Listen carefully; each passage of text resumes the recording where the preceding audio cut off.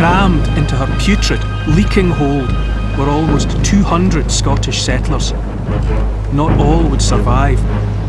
They'd encounter starvation and smallpox in a terrifying journey to a distant wilderness.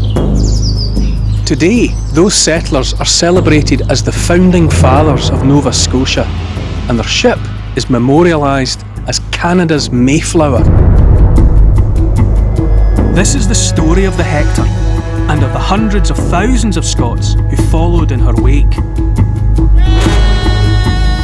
How and why they came to Nova Scotia, and their lasting and sometimes controversial influence on this most Scottish corner of Canada.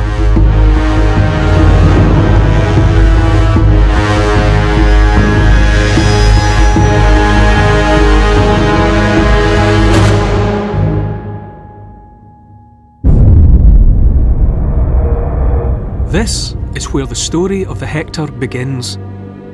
In turbulent times, in a savage landscape, on a barren peninsula called Coiach in Scotland's northwest Highlands. In 1745, all of this was the property of George, 3rd Earl of Cromarty. By 1746, it wasn't. George backed the wrong side in the Jacobite Rebellion, and after the government victory at the Battle of Culloden, he lost the lot.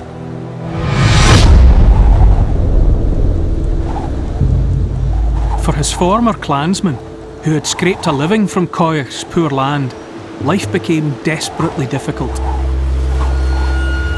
New, hard-headed government landlords increased rents to punitive levels. Families shared the little food they had with their cattle. A lifetime before the worst of the notorious clearances, in Coiach and all across the Scottish Highlands, men and women were already desperate to escape. People were on the lookout for something different. They were prepared to think about moving across the ocean. There's a lot of cynicism nowadays about terms like the American dream.